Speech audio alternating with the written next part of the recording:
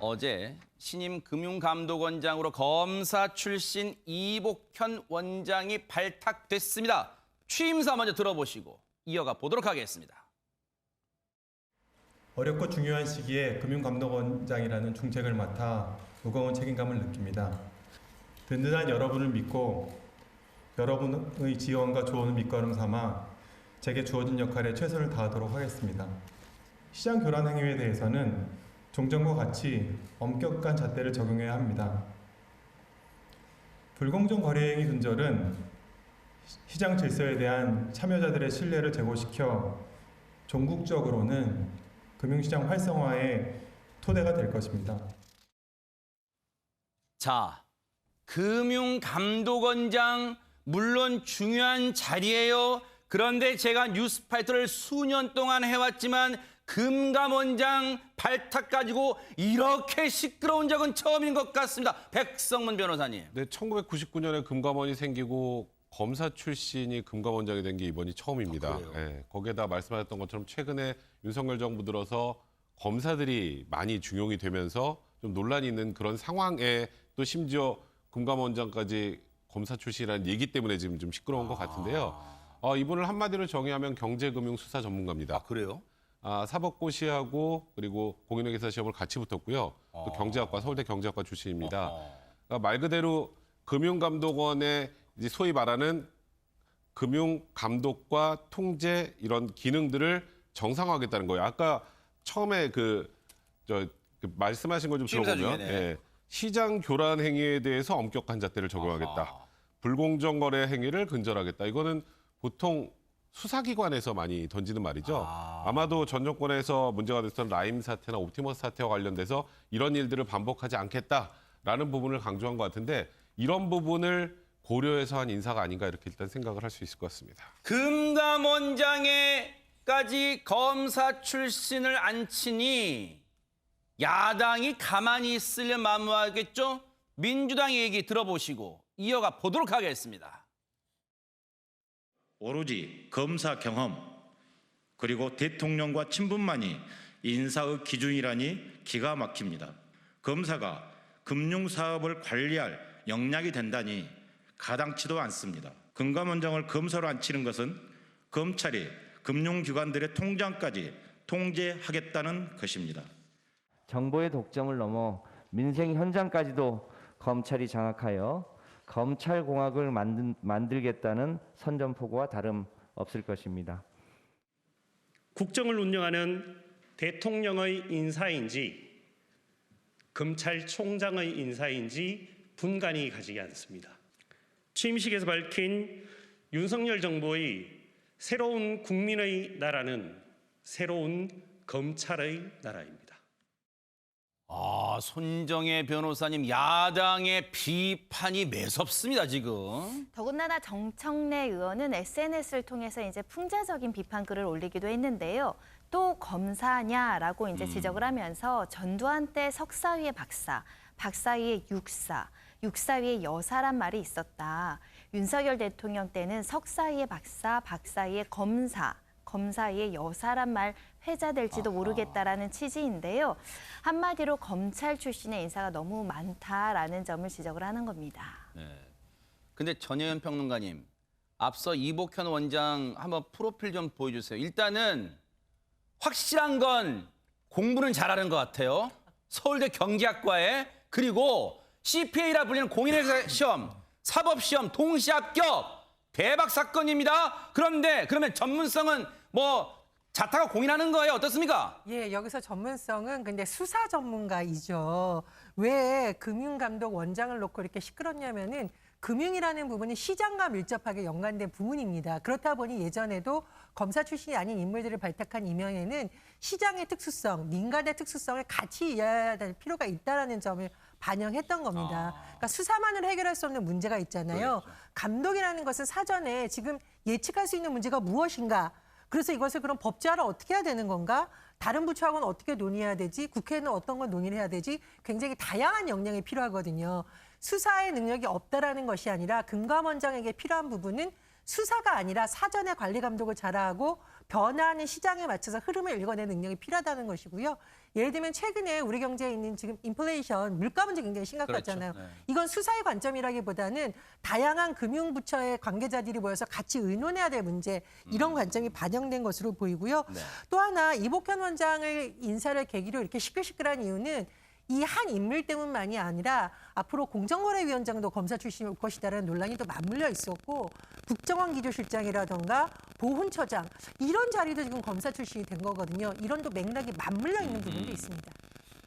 검사 출신 금감원장 발탁에 앞서 야당의 공세 들어보셨는데 그러면 여당 국민의힘은 어떤 입장일까요? 들어보시고 이어가 보도록 하겠습니다. 대통령께서도 말씀하신 바와 같이 적재적소 인사 원칙을 지켰고 능력 위주의 인사를 했다 이렇게 보고 있습니다.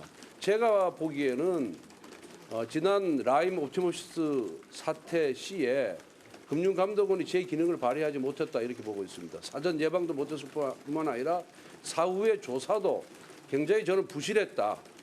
이렇게 금융감독원이 금융감독에 부여된 고유 기능을 제대로 수행하지 못했을 경우에는 외부 인사를 수혈해서 그 부분에 대해서 점검을 할 필요가 있다. 누가 가느냐가 중요한 아니라 그 간 사람이 제대로 일을 하느냐 못하느냐 그걸 지켜보고 비판을 하는 것이 저는 옳다 이렇게 봅니다. 배종찬 소장님, 시청자분들은 이런 질문을 하실 수도 있을 것 같아요. 역대 우리 정치사에 라임 사태나 옵티머스 사태 같은 일이 처음 있었던 건 아닐 거예요. 그러면 그런 유사한 사례가 있었을 때 그러면 그때 당시 정부는 왜 그럼 검사 출신 금감원장을 앉히지 않았지? 이런 질문을 하실 것 같아요. 그러니까 해석하기 나름인 것 같아요. 그러니까 적재적소라는 것도 지나치면 그게 적재적소가 아닐 수도 있는 거죠. 정말 다 찾아봤느냐?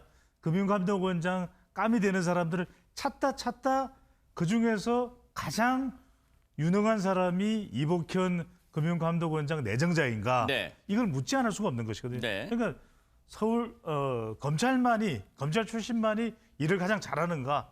또는 검찰이 제일 잘하는가? 이게 이제 궁금해지게 되는 거예요. 그러니까 인사라는 것은 발탁을 하고 또 검증을 하고 임명을 하는 거 아니겠습니까? 그럼 이 과정에서 중요한 것이 보면은 이 검증하는 것이기 때문에 다양성도 있어야 되고 보장이 돼야 되고 그다음에 공정해야 되고 또 균형성도 있어야 되거든요. 그래서 우리가 따지는 것이 지역 따지고 학력도 좀 따지고 학교도 따지고 출신도 따지고 또 성별도 따지고 연령도 따지는 것인데 그러니까 이게 뭐 능력이 있고 앞으로 성과를 낸다면은 그에 대해서 인정을 해줄 수도 있습니다. 하지만 지금 대통령 지지율을 또 발목 잡고 있는 것도 인사예요.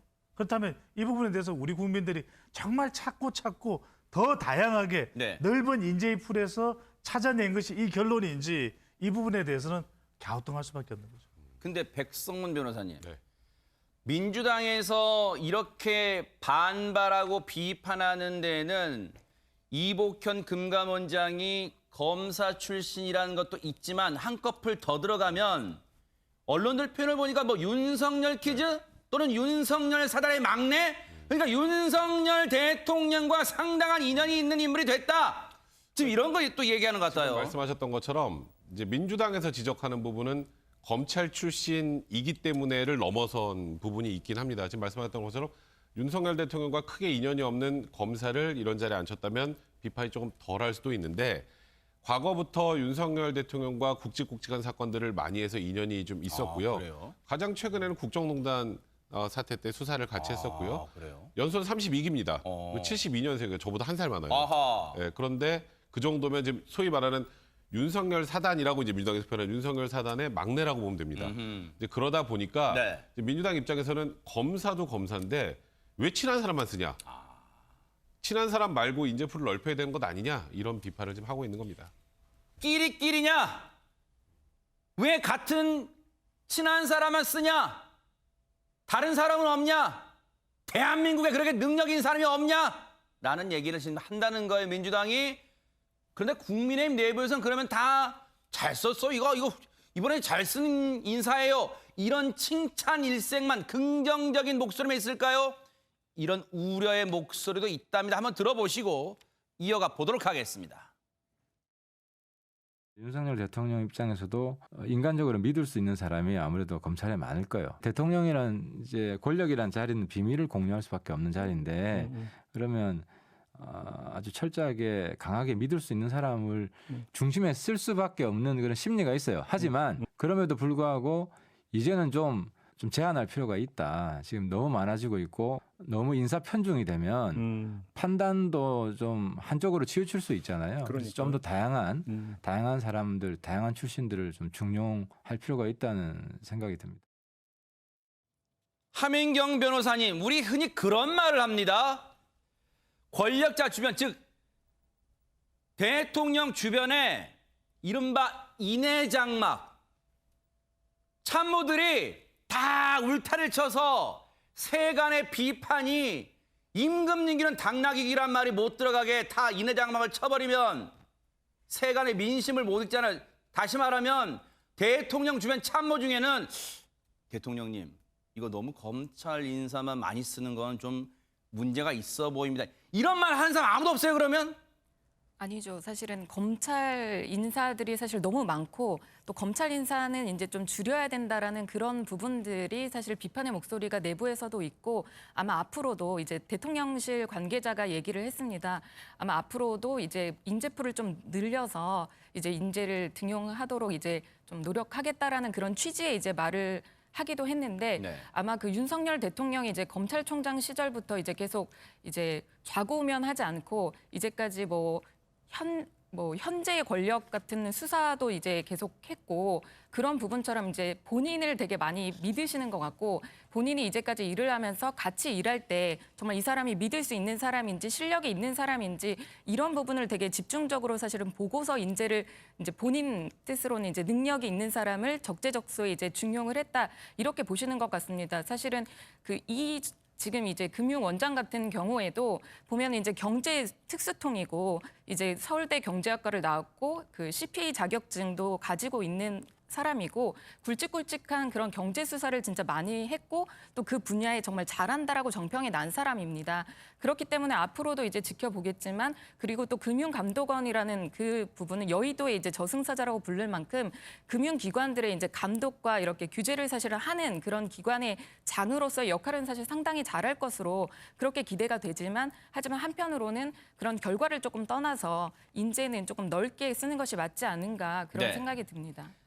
아니 그러면 손정혜 변호사님, 대체 지금 윤석열 정부에서 검찰 출신 인사가 요직에 얼마나 포진해 있길래 민주당이 검찰 공화국이냐 이런 말을 하고 있는 겁니까? 역대 최고 수준이라고 말씀드려도 무방할 것 같습니다. 보시면은 주요 요직에 검찰 출신이 굉장히 많다라고 말씀드릴 수 있는데 네.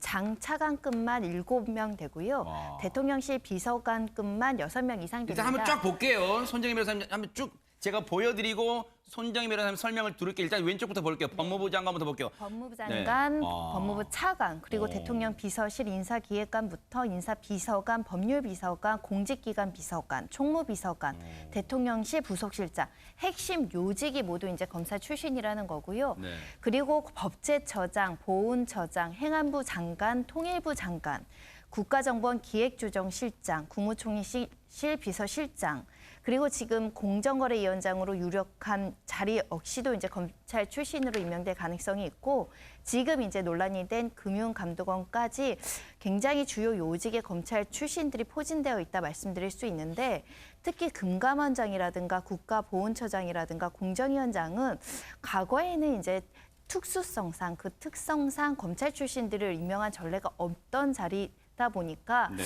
전문성에 맞는 자리 배치이냐 이런 이야기들이 나오는 것이고요. 네. 일각에서는 검수완판, 그러니까 검사 수사관들이 완전한 판이라는 말까지 나오고 있는 상황입니다. 그런 말도 있어요, 이제. 야, 그리고 여기에는 앞서 그래픽에는 안 나왔지만 통일부 장관, 권영세 장관도 검사 출신입니다. 등등등 있어요.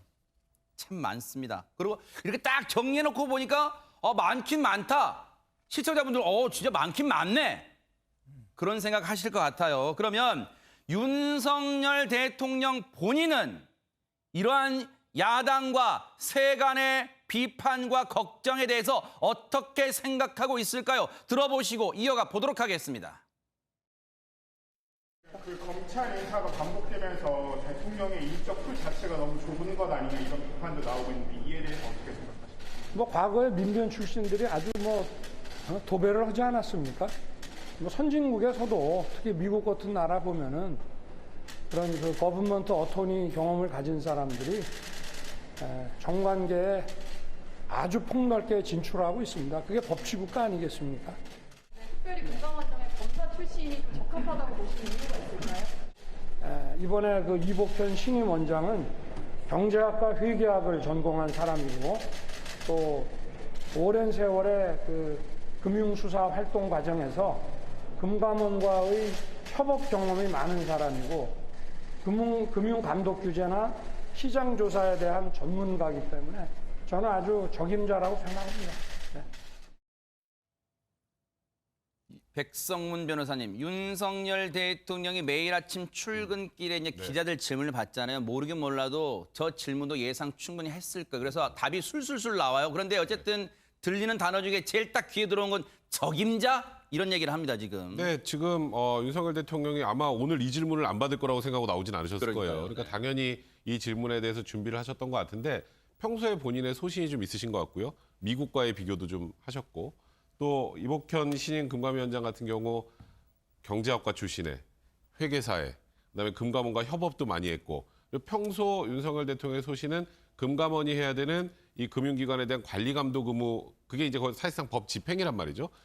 그렇다면 그 집행에 가장 최적임자라고 생각을 해서 본인은 이복현 원장을 선택했다는 취지거든요. 네. 그러니까 지금 일단 검사라는 측면 때문에 굉장히 많은 이제 뭐 비판 포인트들이 있긴 합니다만 네. 저는 개인적으로 생각할 때 그러니까 지금 검찰 인사가 많다는 부분에 대해서는 저도 아주 긍정적으로 바라보진 않습니다만 최소한 이복현 신임 금감원장 관련해서는 앞으로 일하는 걸 좀 보고 저희가 추가로 비판을 해서 비판해야 되지 않을까 이 개인에 대해서는 네. 그런 데 대한 생각이 좀 듭니다. 일단은 업무 능력 면을 좀 보고 비판을 해도 늦지 않다. 뭐 이런 말씀으로 해석할게요. 그러면 하민경 변호사님, 아직 이 정부의 이 전체 인사에 뭐 다 마무리가 되지는 않았어요. 그렇다면 혹시라도 아직 임명되지 않은 자리에 추가로 검사 출신이 또 들어앉을 가능성을 또 배제할 수 없겠네요. 네, 저는 이제 배제할 수 없을 거라는 생각이 사실 듭니다. 왜냐하면 방금 전에 백 변호사님도 말씀해 주신 것처럼 윤석열 대통령의 그 소신이 있게 사실 지금 인사를 하고 있는 것 같은데 지금 이제 검사 출신이라는 것으로 이제 지적을 상당히 많이 받고 있고 저 또한 이제 그런 부분은 좀 이제 비판에서 자유롭지 못하다는 생각은 사실 하고 있습니다. 그렇지만 이제 계속 이제 검사 출신이라는 것이 어떻게 보면 이제 또 떨어지거나 이게 인선이 안 되거나 이런 거에 대해서 장애가 되면 안 된다라는 것이 윤석열 대통령이 이제까지 좀 소신이었고 또 그러다 보니까 이제 적재적소에 뭐 검사라고 이게 등용하지 못할 거냐 이런 부분으로 사실 인사를 하고 있기 때문에 만약에 이제 이런 비판이 있지만 앞으로 이제 남아 있는 그런 요직이나 이런 부분에도 검사 출신 충분히 사실은 등용을 할 가능성이 사실은 있어 보이고 이제 앞으로 결과가 이제 말해줄 것이다라고 이제 윤석열 대통령이 한 것처럼 사실 이제 앞으로 지켜봐야 할 것 같습니다. 전혜연 평론가님, 앞서 윤석열 대통령이 출근길에 기자들 질문 받았을 때 들려왔던 말 중에 귀에 쏙 들어왔던 게 과거엔 민변 출신들로 도배를 하지 않았습니까? 과거라는 게 누가 봐도 문재인 정부를 얘기하는 것 같은데 실제로 민변 출신이 많았습니까, 요직에? 예, 많기는 많았었죠. 뭐 정치권에 진출한 인물들도 있었고 또 대통령이 발탁한 인물들 중에도 민변 출신이 있었습니다. 예를 들면 김진국 전 민정수석, 이용구 전 법무실장, 황희석 전 인권국장, 그리고 최강욱 전 청와대 공직기강 비서관, 뭐 진선민 전 여성가족부 장관 등이 다 모두 민변에서 활동한 이력이 있습니다. 근데 저는 좀 아쉬운 것이 대통령의 지금 화법을 보면 이게 과거 정부에도 이렇게 했는데 왜 나만 그래 이런 것 같잖아요. 그런 건 맞지 않고요. 제가 보기에 만약에 거기에 대한 문제의식이 있었다면 앞으로 우리는 그러면 너무 한쪽의 편중 인사가 되지 않도록 가겠다라는 것이 사실은 정답인 것이죠. 그런적인 측면에서 좀 문제가 있다는 생각이 들고요. 두 번째로 검사 출신이 능력이 있다 없다 이런 차원을 넘어서 대통령의 인사는 통치행위입니다. 그리고 대통령은 굉장히 다양한 국민들의 의견을 들어서 국정에 반영해야 되거든요. 그래서 우리가 계속 다양성을 강조하는 것입니다.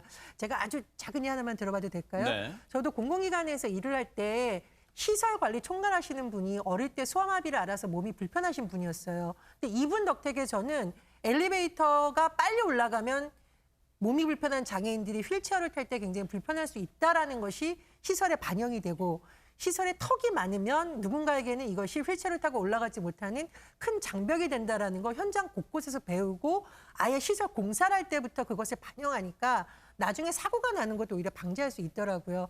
그래서 저는 다양한 인재 구성이 굉장히 필요하다고 생각을 하고 대통령의 소신이 만약에 여론의 비판을 계속 받는데도 안 고쳐지면 그걸 우리는 소신이라고 하지 않고 고집이라고 합니다. 그래서 이번 기회에 좀 다양한 비판 여론도 대통령이 들었으면 합니다. 윤석열 대통령이 민변 출신으로 도배가 되지 않았냐 과거 정권에는 여기에 대해서 민주당이 발끈하고 나섰습니다. 한번 들어보시고 이어가 보도록 하겠습니다. 민변을 얘기를 하시는데 민변이 무슨 국가기관입니까? 권력기관입니까? 말 그대로 그건 사회단체 아닙니까? 그리고 본인이 다르게 하면 되는 것이지 전 정부가 이렇게 했으니까 나도 할래. 이거 얼마나 좀 1차원적인 접근입니까? 지난번에 이제 여성들이 이 공무원으로 너무 적다고 하니까 그 이후 바로 여성들 이제 추천하지 않았습니까? 물론 더 심각한 인사들로 검증 없이 추천해서 문제가 다시 초래되고 있긴 합니다만은 그런 국민의 목소리에 귀를 열고 이제는 응답을 하셨으면 좋겠습니다. 물론 지금까지의 인사 스타일이나 인사 결과에 대해서 긍정적이거나 응원하시는 분도 계실 거예요. 왜 세상에 100%는 없으니까. 그런데 혹시 배종찬 소장님, 네. 민주당을 포함해 야당이나 지금의 인사 스타일에 대해서 거부감을 갖고 있는 분들을 위해서라도 그러면 한미 정상회담 때 질문 던졌던 워싱턴 포스트 여기자 좀 데리고 와서 질문 던지라고 할까요? 왜 이렇게 검찰 출신이 많은 겁니까? 한국에는. 검찰을 전문가로 본다면 발탁할 수도 있어요. 그럴 수도 있죠. 능력을 발휘한다면 좋은 평가를 받을 수도 있어요. 그런데 왜 우리가 다양성을 이야기를 하냐면 그래도 전문가라도 쓴소리를 할 수 있는 루즈벨트 대통령 기억날 겁니다. 2차 대전의 영웅, 사선의 미국 대통령이 조지 마셜을 국방장관으로 발탁을 해요. 조지 마셜이 그 이야기를 합니다. 저는 쓴소리를 할 건데 저 발탁하실 거예요? 그래서 제가 발탁하는 겁니다. 그게 미국의 인사 발탁이에요. 미국 이야기 아까 윤석열 대통령인데 미국은 쓴소리한 사람을 일부러 발탁을 하는 거예요. 그래서 저는 인사는 뭐냐. 근데 아까 지금 민변하고 비교를 했죠. 우리가 비교를 하는 것은 비교를 해서 나도 그렇게 꼭 그대로 하자. 아니면 그랬으니까 나도 그럴 거야. 그게 아니라 비교는 내가 더 잘하자예요. 그렇다면 중요한 것은 결국 문재인 정부에서 아쉬운 점이 있죠. 그럼 그걸 개선해서 더 잘하는 방법을 찾아야 되는 거죠. 또한 민변은 성향이거든요. 그냥 법조인들이 모여있는 모임이에요. 그다음 중요한 것은 문재인 정부에서도 그래도 잘했던 거. 학교도 안배하고 지역도 안배하고 성별도 안배하고 기억나실 거예요.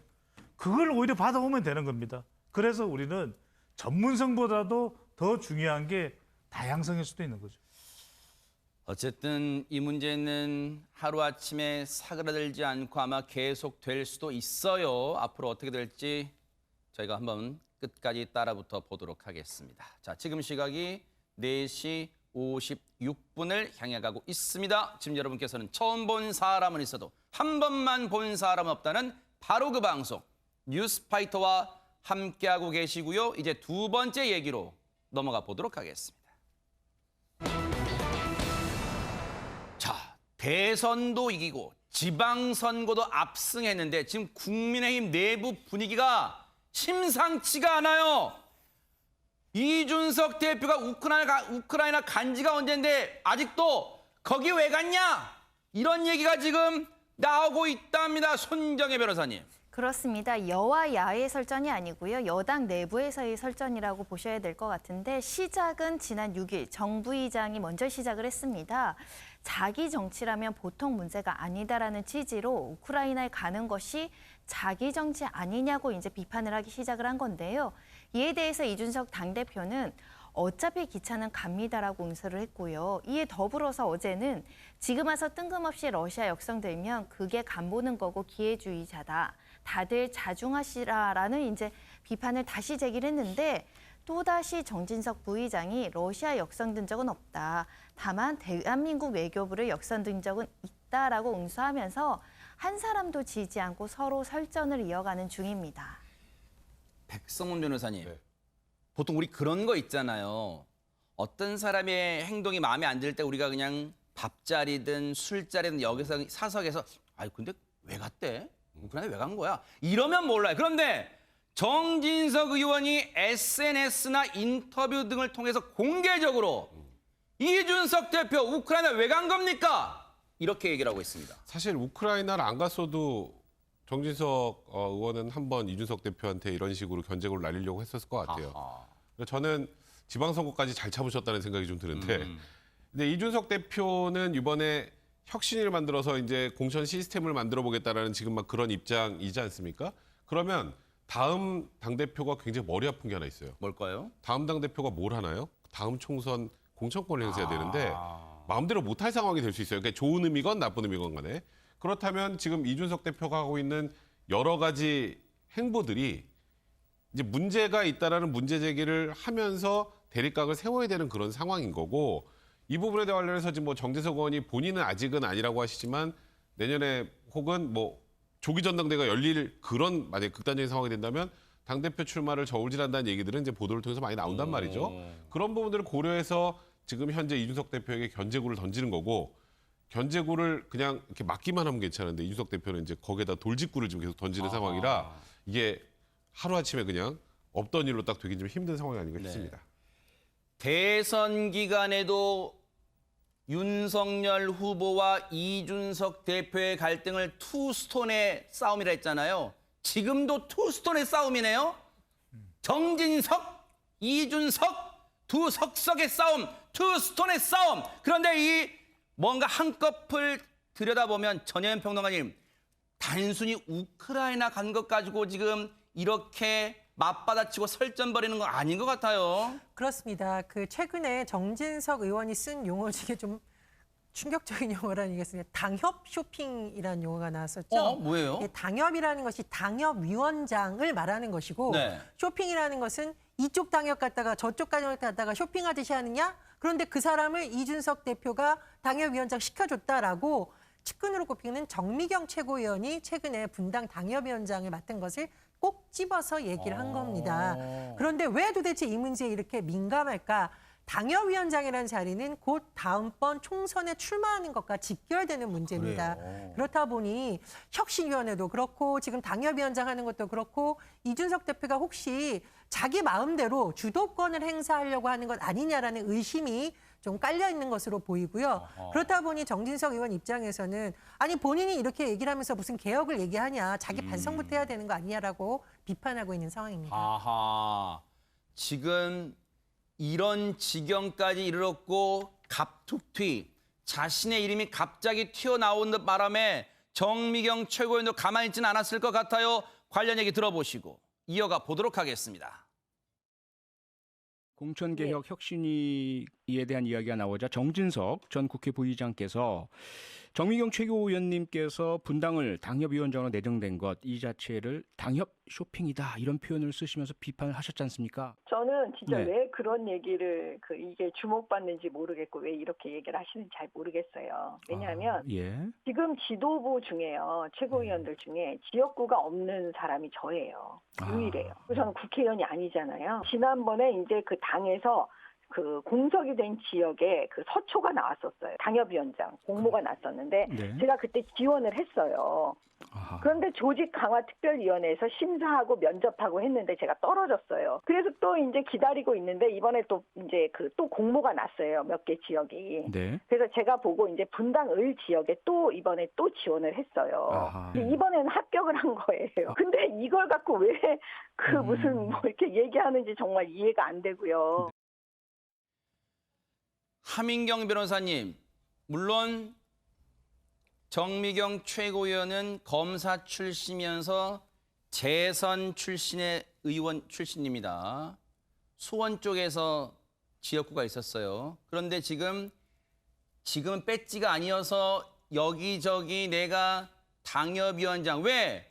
2년 뒤에 총선 나가려면 어쨌든 당협위원장 맡으려는 건 당연한데 왜 그걸 가지고 내가 그리고 무슨 특혜를 받은 것도 아닌데 뭐 이런 얘기를 하는 것 같습니다.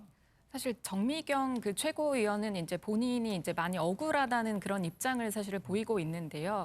근데 이제 본인 정말로 이제 국회의원이 하고 싶다. 그럼 2년 뒤에 이제 국회의원을 하려고 하면은 지역에 있어야 되는데 그렇기 때문에 이제 한번 그 서초에 공모를 했다가 그 자강회에서 이제 떨어뜨려가지고 자기가 안 됐고 이번에는 이제 그 분당을 해서 이제 된 거다 이렇게 얘기를 네. 사실은 하고 있고 네. 또 그 다음에 본인의 원래 지역인 수원에는 왜 이제 안 됐냐 했더니 수원에는 이제 그 지역구가 사실 분해돼서 없어졌기 때문에 그래요? 본인 되게 억울하고 이제 여기저기서 떨어진 사람, 슬픈 사람 뭐 이렇게 표현을 하고 있거든요. 그렇지만 이제 최고위원이기 때문에 아마 그 자리는 조금 더 젊은 사람 아니면 그 지역에서 이제 좀 열심히 일한 그런 사람이 또 당협위원장이 돼야 되지 않느냐 이런 비판의 목소리가 사실 있기 때문에 이 부분은 이제 한번 지켜봐야 되지 않을까 싶습니다.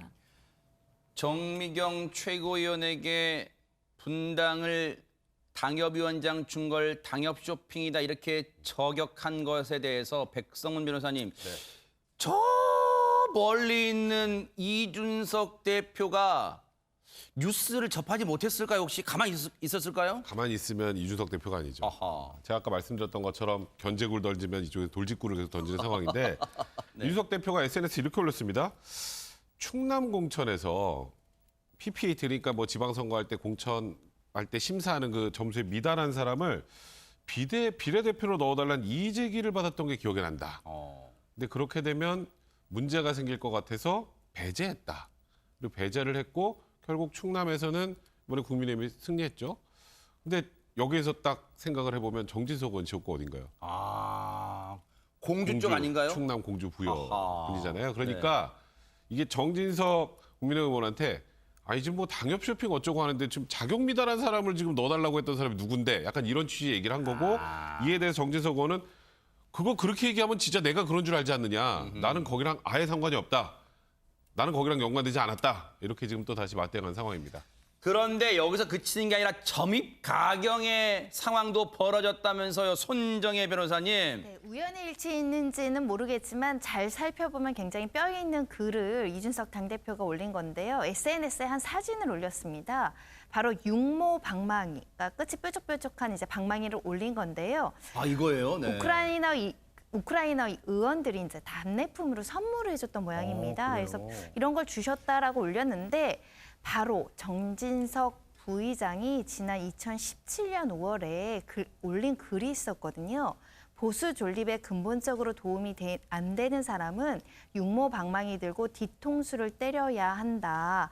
그러면서 이제 부숴버려야 된다 이런 글을 올렸었는데 즉 이준석 당대표가 이런 정진석 의원의 말이 우리 보수에 도움이 안 된다, 철퇴를 가야 된다 이런 뼈 있는 지적한 거 아니냐라는 해석이 따르고 있습니다. 야, 이준석 대표가 이제 머리가 좋은가요?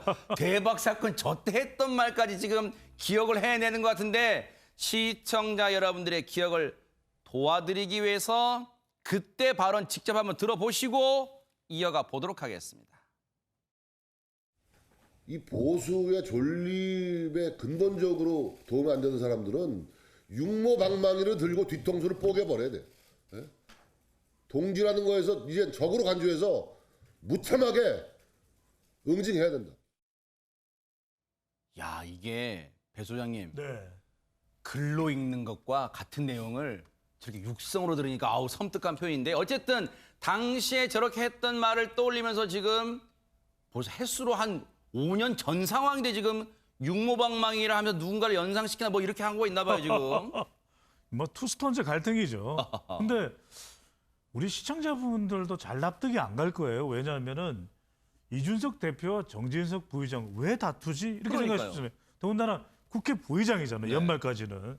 그런데 따지고 보면 꼭 그렇지만도 않은 것이 대통령과 갈등을 할 때 우리가 투스톤즈 갈등을 했다고요. 왜냐하면 정진석 부의장이 이제 당으로 국회 부의장에서 돌아오면 내년에 당권 도전할 수도 있어요. 그리고 충청권 맹주 역할을 할 수도 있어요. 그러면 결국 당권이고 공천이고 영향이거든요. 그러니까 이걸 무시할 수가 없는 겁니다. 그러니까 다른 사람이 지금 나설 수 없는 상황에서 그래도 가장 이제 국회 부의장에서 벗어나면 당에 상당한 영향력을 줄 수밖에 없는 정진석 의원으로서는 이야기 안 할 수가 없죠. 그러니까 이른바 친윤 비윤 갈등이 점점 확대되는 겁니다. 이제는 반윤까지는 그렇고 아직까지 임기 초반이기 때문에 말 그대로 국힘도 이제는 친윤, 비윤 개파가 나오는 거예요. 아하. 사실 그런 생각이 들 것 같아요. 무슨 얘기냐? 대선 이겼죠. 국민의힘 입장에서는. 그리고 지방선거 압승했죠. 그리고 하나 더 가면 4월 7일 재보선도 이겼죠. 그러니까 3연승이란 말이에요. 국민의힘 입장에서는. 그러니까 국민의힘 지지층이나 또 당내 주요 중진들이나 국회의원들은 아니 지금 경사스러운 분위기인데 왜 갑자기 이렇게 자중질환 분위기를 연출하는 거예요? 라고 걱정할 거 아니에요. 이런 가운데 정진석 의원이 이런 얘기를 했습니다. 한번 들어보시고 이어가 보도록 하겠습니다. 얘가 무슨 누구 이준석 대표 악감정 가지고 한 것도 아니고 무슨 당권 투쟁하는 것도 아니고 아니 명색이 그래도 최다선 의원으로 이렇게 있는데 제가 단송장이 아닌 이상 필요할 때 필요한 얘기는 하는 거 아닙니까? 제가 이준석 대표도 당의 기여도가 많이 있는 사람이고 더 잘하라는 의미로 제가 높아심에서 정치 선배로서 얘기할 수 있는 거 아니겠습니까? 그렇죠. 그런 취지로 받아들여 주셨으면 좋겠어요. 백성문 변호사님 이거 한 발 뺀 겁니까? 그러니까 요즘에 사실 정진석 의원에 대해서 비판도 꽤 많습니다. 그러니까 당내 분란으로 보이는 모습들을 좀 자제하려고 방송에서는 속으로 삭힌 것 같아요. 방송에서는. SNS에는 여전히 또 한 번 한마디 하셨습니다. 그래요? 얼마 전에 그 우크라이나 광고 관련해서 이제 정진석 의원이 비판글 올렸을 때 그 이준석 대표 이렇게 얘기했죠. 어차피 기차는 갑니다. 그래요, 네. 그게 원래 중간에 뭐가 생략돼 있어요. 뭔데요? 개가 지져도. 아하! 네. 근데 거기서 이렇게 표현했습니다. 그래서 글을 쓰다 화가 나셨나 봐요. 정진석 의원이. 정치 선배 우려를 개소리로 치부하는 이 만용은 어디에서 나오는 거냐. 라고 하면서 다시 이준석 대표를 또 한 번 저격을 했는데 이준석 대표는 또 여기에도 치지 않았던 것 같습니다. 아니 근데 진짜 이게 점입 가경이에요. 그러니까 생략된 말까지 지금 딱 읽어낸 거예요. 개가 짖어도 기차는 간다, 달린다는 말이 옛날 YS 김영삼 전 대통령이 하나회 척결할 때 했던 말이던데 어쨌든 그 말을 떠올리면서 야 그럼 내 소리가 뭘 소리냐 지금 그런다는 거잖아요. 관련해서 이준석 대표를 이 상황에서 엄호하고 나선 사람들도 있습니다. 한번 들어보시고 이어가 보도록 하겠습니다. 어쨌거나 정치는 결과로 말하는 거잖아요. 그 대선 이기고 지선 이긴 당대표인데 만약 이 영선의 30대 이준석 대표가 아니라 국회의원 출신의 중진 의원이 지금 이 위치에 있었다면 2연승을 거둔 당대표에게 지금처럼 덤빌 수 있을까라는 게 저도 30대라서 그런지 이해가 좀 잘 안 돼요. 그러니까 물론 당내 건강한 민주주의가 참 좋은 것이고 여러 가지 의견들이 나올 수 있습니다만 이게 영선이고 30대라서 이룬 업적에 비해서 좀 과소평가를 오히려 당하는 것이 아닌가. 무시받는 게 아닌가. 이준석 대표가 이슈 주도를 잘 해나가고 언론 집중을 잘 유지하는 게 이준석 대표의 능력인 거거든요. 그래서 선거 때는 이준석 대표의 이런 이슈 주도권이 우리한테 도움이 되니까 그거는 이제 쪽쪽 빨아먹다가 선거 끝나고 나서는 너무 자기만 주목받는 거 아니야? 자기 정치하는 거 아니야? 이거는 저는 좀 앞뒤가 안 맞는 태도라고 생각하고요. 그리고 우크라이나 방문 관련해서도 대통령실에서는 전혀 이 대표의 방문을 난색을 표한 적이 없다라고 답변을 내놨고 저희 윤석열 대통령께서도 이제 우크라이나에 대한 연대와 지지를 표명하신 마당에 저희 정부 여당의 당대표가 우크라이나에 방문해서 연대의 의사를 표명하는 것이 뭐가 잘못됐는지 전 이해를 못하겠고요. 역시 사석에서는 형동생 하는 사이라서 그런지 팔이 좀 안으로 굽는 듯 합니다. 두 사람의 얘기가. 하민경 변호사님. 저는 이제 그죠. 되게 젊은 정치인, 국민의힘에서 좀 젊은 정치인이고 이제 말씀도 다 잘 하시는 이제 분들이 나서서 이렇게 공격을 막아주신 것 같다는 생각이 드는데 저는 사실은 조금 이렇게 대응하지 않았으면 어땠을까 그런 좀 안타까움이 사실 듭니다. 왜냐하면은 사실 저기 이렇게 보면은 영선 30대 대표라고 얕보는 듯 그리고 이준석이 중진이었으면 이렇게 덤볐을까라고 얘기를 하는데 그런 부분이 아니라 사실은 당내에서도 이런 비판의 목소리는 당연히 있을 수 있고 그리고 이준석 대표 같은 경우에는 대선도 승리로 이끌었고 그다음에 지선도 승리로 이끈 당대표입니다. 아무도 사실 우습게 보고 무시하는 사람이 있다라기보다 오히려 그 당대표 위치에서 조금 비판의 목소리도 들을 수 있고 또 수용을 할 수 있어야 된다고 생각이 드는데 좀 이렇게 선거 때는 쪽쪽 빨아먹더니 앞뒤가 안 맞는다 뭐 이런 표현까지 사실 쓰면서 그렇게 하니까 이제 정진석 부의장 같은 경우에는 그래도 내가 이제 5선까지 한 중진인데 이렇게 좀 비판의 목소리, 좀 우려의 목소리를 이렇게 표했다고 이렇게 할 수 있느냐 이렇게 얘기를 한 것처럼 조금 이렇게 좀 자중하고 또 비판의 목소리도 수용하고 이런 모습이었으면 어땠을까 그런 생각이 듭니다. 그렇지. 그 말도 일리가 있어요. 당대표라고 해서 비판의 성역이 될 수는 없잖아요.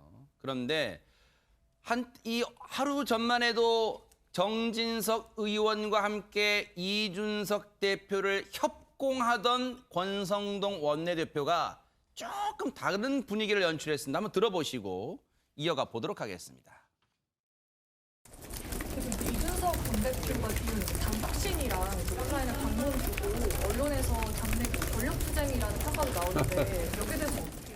글쎄요, 언론은 항상 무슨 정책 관련 보도보다 이렇게 당내 내분이나 아니면 또 당과 당 간의 그런 싸움에 좀 더 관심을 많이 갖고 있는 것으로 보이거든요. 뭐 권력 다툼이라고 보는 거는 지나친 억측이다. 그렇게 보고 당 대표나 원내 대표는 항상 구성원들로부터 비판받는 자리에 있는 겁니다. 이준석 대표 동기 관련해서도 지금 당내에서 여러 가지 의견 나오는데 6월까지 채용하는 것도 보시는지요? 전당대회를 통해서 선출된 당 대표인데 그 당 대표의 임기에 대해서 왈가왈부하는 것 자체가 적절치 못하다. 역시 권성동 원내대표도 하루 만에 약간 발을 빼는 분위기인데 이게 배종찬 소장님. 혹시 정진석 의원과의 협공 역할 분담입니까? 강공 나가고 나는 약간 온건 태도로 나갈게 뭐 이런 겁니까? 뭡니까 이게? 그럴 수도 있는데 두 사람 다 놀란 거죠. 정진석 부회장 권성동 원내대표 그러니까 이게 뭐냐면 이른바 이 윤핵관의 이준석 죽이기로 해석되고 있는 거 아니야. 역풍, 부작용이 오는 거죠. 그러니까 이게 아니 이준석 대표 건물 되는 거 못마땅해 우크라이나까지 심는 거야? 이게 뭐냐면 세 가지입니다. 호우리, 호는 요 쌍시옷 들어간 것은 비판하는 거야로 순화할게요. 방송용으로 조금 부적절해서요. 네네. 자제하겠습니다. 비판하는 걸로. 그래서 이제 호울이다. 호는 호남 공들이기를 했거든요. 그러니까 지금 수도권에 호남 지지층들이 생겨나기 시작한 거예요. 그다음에 또 하나 우는 뭐냐? 우크라이나 젤렌스키를 만났습니다. 평화인권 강조했는데 이거 잘못된 거야? 그다음에 그 육모방망이 가져오는 거고 마지막엔 이다. 그래도 20대, 30대 갈라치기 비판은 또 뭐 지적받을 수가 있겠지만 비단 주머니죠. 득표했지 않습니까? 득표해서 그래도 선거에 효과적이었는데 이들이 다시 아니 우리 준석이 왜 괴롭혀? 이렇게 되니까 정진석 스톤이 깜짝 놀라는 거예요. 그 반응이라고 봐요. 이게 0선이지만 3선의 내공이 있다고 언론들이 평가하던 이게 정말 거짓이 아니었구나 뭐 놀랐을 수도 있는 것 같아요. 그런데 이 와중에 우크라이나에서 반격은 반격대로 다 날리면서 자신의 또 일정은 또 묵묵히 수행했어요. 젤렌스키 대통령 만났답니다. 이준석 대표 영상 만나보시고 이어가 보도록 하겠습니다. Hello, nice to meet you. Nice to meet you. І від свого імені, і від імені 그리고 대통령실을 대표하여 한국 정부가 우크라이나의 영토 보전, 주권을 지지하는 입장에 대해 다시 한번 감사의 말씀을 이 자리를 비롯해 드리고 싶습니다. 우리 윤석열 대통령께서는 지난 5월 취임하시면서 한국의 국제사회에서의 자유에 대한 기여를 높이겠다는 취지를 밝히셨습니다. 지금 제가 한국에 돌아가면은 우리 윤석열 대통령을 귀국 다음 날 바로 만나 뵙고 이 사람들에 대해서 보고를 할 계획입니다. 자, 그런데 이게 젤렌스키 대통령과 만나기도 했어요. 그런데 일단은 전혜연 평론가님, 지금 우크라이나에 있지만 돌아오면 더 난리가 날 것 같아요. 일단 언제 돌아옵니까, 우크라이나에서? 일단 언론 보도를 보면 일정을 마무리하고 귀국길에 오른 것으로 전해지고 있는데요. 아마 보안이라든가 신변 안전 때문에 자세하게 공개되지는 않는 것 같습니다. 다만 10일 윤석열 대통령과 국민의힘 여당 지도부의 오찬이 예정되어 있기 때문에 그 전에는 반드시 돌아와야겠죠. 그래서 이미 귀국길에 오른 것이라고 또 언론도 그렇게 전하는 것으로 보입니다. 아하. 그런데 이제 돌아오면 아직은 조금 일정상은 시간이 있는 듯합니다만 이게 시간이 금방 가니까 이준석 대표한테 귀국하면 뭔가 폭풍 전야가 기다리고 있다면서요. 뭡니까? 지금 24일 날 윤리위에서 이준석 대표 성상납 의혹 관련해서 징계 여부 논의를 하거든요. 근데 이게 그렇게 간단하지가 않습니다. 그러니까 일단은 이준석 대표 측에서는 아니 지금 소위 말하는 성상납 의혹 특정 유튜브 채널에서 의혹을 제기했더니 성상납 의혹 밝혀진 거 하나도 없지 않느냐. 하나도 없는데 이걸 가지고 무슨 징계를 논의를 하느냐. 이제 이런 입장인 거예요. 그래서 원래 윤리위는 비공개로 회의를 하는데 공개해라. 공개해서 정확하게 결과를 알려달라. 이게 이제 이준석 대표 측이고 윤리위 측은 이렇습니다. 여기는 경찰하고 검찰 수사하고 달라. 거기는 혐의가 있느냐 없느냐의 문제지만 여기는 당의 품위를 훼손했는지 혹은 윤리적으로 문제가 없는지 이걸 보는 거야. 이런 입장이에요. 그러니까 예를 들어서 이번에 소위 성상납 의혹이 터지고 나서 또 그 유튜브 채널에 한번 녹취록이 공개된 음성 파일이 공개된 적이 있었는데 그때 이준석 대표가 직접 누군가와 통화하는 모습도 나오고 또 김철근 정무실장과 통화하는 모습도 나온단 말이죠. 이 통화 자체만 가지고도 문제를 삼을 수 있다라는 얘기가 나오고 있기 때문에 만약에 여기서 징계를 뭐 가장 낮은 수는 경고라도 나온다라고 하면 그럼 앞으로 전국은 성상납 전국입니다. 그러니까 이준석 대표의 퇴진도 퇴진이지만 엄청난 또 내용에 휩싸일 가능성이 있단 말이죠. 그렇기 때문에 이 24일에 이 징계 논의는 앞으로 국민의힘이 순항할 수 있는지 한번 완전히 내용 속에 빠져 들어가게 될 것인지 가늠할 수 있는 굉장히 중요한 이슈가 될 것 같습니다. 정치적으로 이준석 대표의 정치 여정에도 굉장히 중요한 일정이 남아 있습니다. 앞으로 어떻게 또 전개될지 뉴스파이터도 바짝 따라붙어 볼게요. 자, 여러분과 함께하는 뉴스파이터. 이제 마지막 얘기로 넘어가 보도록 하겠습니다. 윤석열 대통령, 어제도 저희가 전해드렸습니다만 출근길에 그런 얘기 했잖아요. 문재인 전 대통령 양산 사저 앞에서 글쎄 뭐 보수 성향이라고 하는 유튜버들이 막 확성기 시위 심하게 하고 있는 거 어떻게 생각하냐? 그랬더니 거기에 입장을 밝혔잖아요. 그에 대한 야당 비판이 뜨겁습니다. 일단 관련 얘기 쭉 이어서 들어보시고 이어가 보도록 하겠습니다. 문재인 전 대통령 양산사저 시위 계속되고 있는데 어떻게 보고 계신지 궁금합니다. 글쎄 대통령 집무실도 시위가 허가되는 판이니까 다 법에 따라서 되지 않겠습니까? 윤석열 대통령은 시위를 빙자한 욕설과 고성 방가를 용인하고 양산 주민의 고통을 방치해야 한다는 말입니까? 평산마을의 무도한 시위를 부추기고 욕설 시위를 제지해야 할 경찰에 좋지 않는 신호를 준 것과 다름없습니다. 국민의 고통마저 외면하겠다는 대통령의 옹졸함의 극치입니다. 자, 민주당이 비판하고 나섰는데 일단 차근차근 짚어볼게요.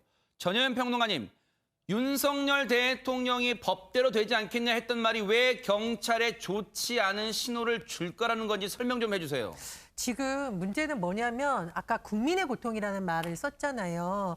그러니까 법적으로는 여러 가지 집회 시위 자유가 허가되어 있지만 지금 이 거의 밤새도록 확성기로 내는 소리라든가 극렬한 욕설에 대해서 문재인 대통령 전 대통령만 피해를 입은 것이 아니라 이 주민들이 경찰에 온갖 민원을 제기하는 것으로 알려지고 있습니다. 일부 주민들은 10명 정도가 지금 정신과 치료를 받고 있다. 그리고 50여 명 정도가 진정서를 제출하고 이런 상황이라고 해요. 그런데 만약에 윤석열 대통령의 그것만 보자면 경찰 입장에서 법적으로 하는데 우리도 어쩔 수가 없어요라고 방치할 수 있는 거 아니냐 지금 우려를 제기하고 있는 거고요. 또 계속 국민이라는 쓰는 용어를 쓰는 것도 제가 말씀드렸듯이 지금 주민들 중에 상당수가 병원 치료를 받고 있으니까 이걸 좀 어떻게 해달라고 호소를 하고 있는데 마땅히 호소할 곳이 없다고 합니다. 그런 상황을 같이 해서 민주당은 비판한 것이 아닌가 해석이 됩니다. 일단 야당 의원들도 뭐 비판하고 있습니다만 민주당을 탈당했던 금태섭 전 의원도 여기에 비판 대상에 지금 들어가 있어요. 손정희 변호사님. 금태섭 전 의원이 문 전 대통령께도 위로의 말씀드린다 정도의 답변을 했더라면 어땠을까? 대통령이 법 따지는 자리는 아니다 이렇게 이제 비판을 한 건데요. 우리가 대화를 하다가 말이 막히거나 서로 대화가 되지 않으면 그럼 법대로 하자 이렇게 이야기하는 경우 있잖아요. 법 굉장히 좋고 법치주의 굉장히 중요한 가치이긴 하지만 그 전에 포용할 수 있고 대화할 수 있고 화합할 수 있는 방법, 법 말고 다른 방법이 있다고 한다면 그것도 또 포용력 있는 정치인이 가져야 되는 태도이거든요. 특히 이제 집회 시의 자유는 있지만 집회 시 자리에 경찰이 이 집회에 대한 질서 유지권을 갖고 있습니다.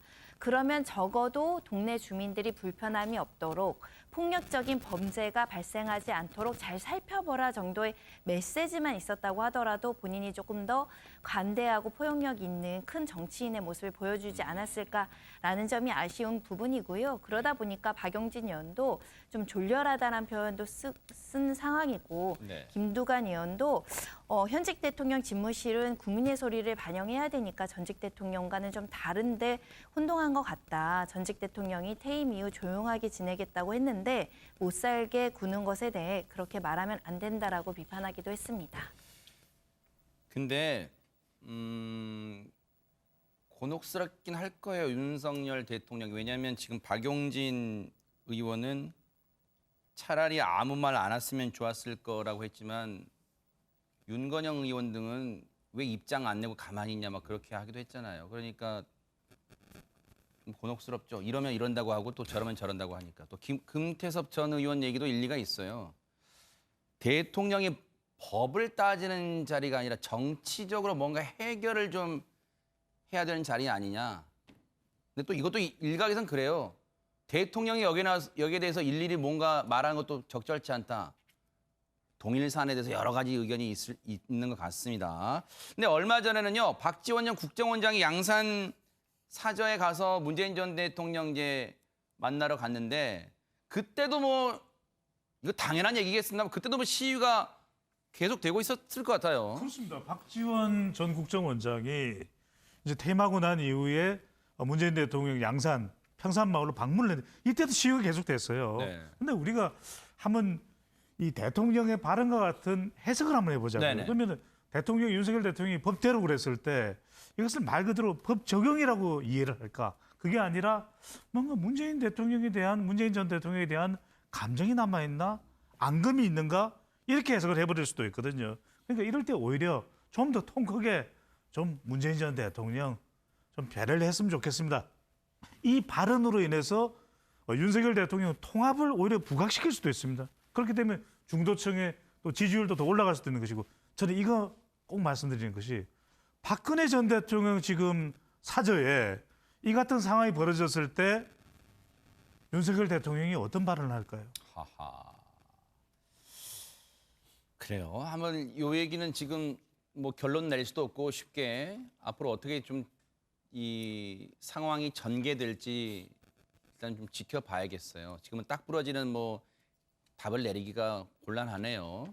그런데 윤석열 대통령 얘기 나온 김에 어제 국무회의가 이제 열렸습니다. 그런데 여기서 윤석열 대통령이 상당히 강조한 게 있답니다. 한번 들어보시고 이어가 보도록 하겠습니다.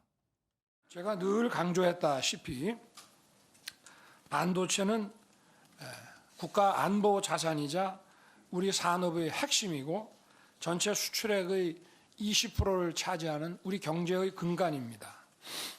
반도체 산업이 지금의 경쟁력을 향후에 더 확장할 수 있도록 우리 모두가 힘을 합쳐 이런 제도적 여건을 만들어 나가야 할 것입니다. 자, 반도체 강조를 했습니다. 사실 뭐 한미 정상회담 때도 바이든 대통령과 반도체 동맹, 그 반도체 중요성을 강조했는데 반도체 특강까지 했다면서요? 네, 지금 이종호 과기정 통부장관이 서울대 교수 시절에 했던 그 강의 내용을 기초로 해서 이 뭐라 그러죠? 둥근 검정판에 이렇게 화살 이렇게 반도체 웨이퍼라고 하죠. 그걸 들면서 20분 동안 국무위원이 다 있는 상황에서 영상 회의실에서 강의를 했다고 하고요. 이거 꼭 알아야 된다. 이거 진짜 중요한 거다. 네. 국민 모두가 첨단 산업의 생태계가 반도체를 중심으로 어떻게 구성되는지를 알아야 한다라는 표현까지 썼는데 네. 윤석열 대통령의 과거 인연이 있습니다. 이종호 과기부 장관과 검찰총장 그만두고 정치 참여 선언하시고 그 선언하기 전이죠. 그 전에 지난해 5월에 서울대 반도체 공동연구소 가서 그 당시에는 소장이었죠. 이 소장의 이 브리핑을 들은 적이 있었는데 근데 굉장히 앞으로 미래를 위해서 중요하다고 판단하신 게 아닌가 싶습니다. 네. 국무회의에서 특강을 한다는 게 좀 이례적이긴 합니다. 하민경 변호사님. 그것도 반도체 관련해서. 공부하는 거 되게 강조하고 되게 좋아하는 것 같은데요. 윤석열 대통령 얘기한 게 이번에 이제 회의를 사실은 원래 1시간 정도를 예상을 했는데 활발하게 토론이 진행되면서 네. 2시간 정도 이제 가까이 진행이 됐다라고 하는데요. 오늘 강연은 사실 이제 쉬운 것이다. 각자 더 공부를 해서 수준을 높여라. 과외 선생을 붙여서라도 공부를 더 해야 한다라고 강조를 했는데 사실은 국무회의에서 이렇게 공부를 하는 것, 특강을 하는 것은 되게 이례적이지만 윤석열 정부에서는 사실 처음이 아닙니다. 네. 지난달 26일 그 세종시에서 있었던 첫 국무회의에서도 그 지방 시대를 주제로 토론을 벌였다고 합니다. 그렇기 때문에 이제 윤석열 대통령이 이끌어가는 이런 국무회의는 조금 변화된 모습으로 가지 않겠느냐 이렇게 좀 기대에 찬 목소리들이 많이 나오고 있는데 네. 당면 현안을 주제로 자유 토론을 하고 이제 문제를 또 이제 얘기를 하고 이런 식의 이제 브레인스토밍하는 방식으로 국무회의를 진행하고 있다고 합니다. 네. 근데 이 반도체를 강조한 게 예전에 여러분 기억나실 것 같아요. 바이든 대통령도 이 웨이퍼를 막 들면서 강조했던 거 있잖아요. 그 장면도 한번 보시고 이어가 보도록 하겠습니다. Like the one I have here, these chips, these wafers, are batteries, broadband, it's all infrastructure. This is infrastructure. And by uniting our skills and our technological know-how, it allows the production of chips that are critical to both our countries and are essential sectors of our. 네. 어쨌든 지금 반도체는요. 우리나라가 사실 먹고 사는데 굉장히 중요한 자원이기도 합니다. 그래서 뭐 2번, 3번 강조해도 지나침이 없을 것 같다. 아마 그래서 윤석열 대통령 그 중요성을 강조한 거 아닌가 이런 생각을 해봅니다. 그런데 윤석열 대통령 나온 김에 오늘 하민경 변호사님 바쁩니다. 종로 청계천에서 뭐 대통령이 뭐 발견됐다? 그럼 목격담이 나오고 있다. 이게 대체 뭐 하는 거예요? 아니 용산에서 있지 않고요. 왜 그런 겁니까? 오늘 그 최상목 경제수석의 생일이어서 이제 종로의 피자집에서 이제 번개 오찬을 사실 한 것입니다. 그래서 거기 이제 주변 사람들이 이렇게 어떻게 된 거냐 이렇게 사진 찍어서 SNS에 올려가지고 화제가 되기도 했는데요. 피자집인가 봐요, 진짜. 네, 맞습니다. 이렇게 사실 소탈한 행보로 계속 이렇게 좀 어떻게 보면 국민들이랑 같이 이렇게 친해지려고 하는 네. 그런 부분으로 조금 이해를 해주셨으면 좋겠습니다. 네.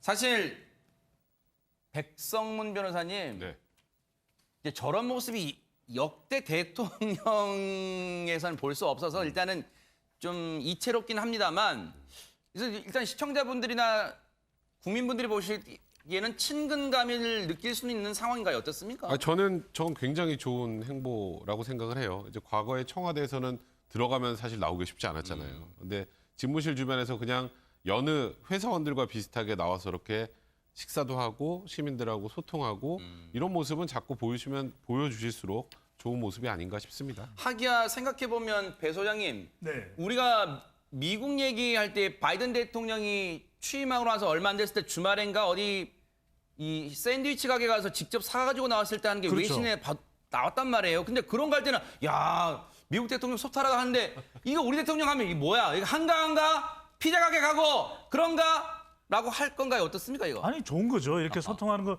참 좋고 특히 이제 바이든 대통령이 아몬드 들어간 아이스크림 참 좋아하거든요. 파스타치오 아몬드. 네. 그러면서 그걸 아이스크림 사서 깜짝 놀래. 대통령이야? 실화야? 그런데 이게 참 좋은 모습인데 저는 이렇게 나갔을 때 윤석열 대통령이 우리 일반 국민들과도 좀 이야기를 나누면 좋겠어요. 요즘 물가가 참 많이 올랐다는데 어떠냐? 상황은 어떠세요? 이런 것도 조금 그러니까 이런 주위에 참모들하고 식사하는 것도 좋은데 가끔 우리 일반 국민들에게도 어려움을 좀 묻고 하면 더 소통이 잘 될 걸로 봅니다. 모르긴 몰라도 그냥 용산 집무실에서 피자를 배달시켜서 먹을 수도 있지만 배 소장님 말씀처럼 직접 가게 가서 몸으로, 물론 또 이렇게 비판할 수도 있어요. 아니 뭐 간다고 뭐 얼마나 피부로 경제 상황이 느껴져 하시겠지만, 가게 사장님하고 또 이런저런 얘기를 하다 보면 물가가 정말 문제라는 걸 피부로 느끼지 않았을까 하는 생각도 감히 해봅니다.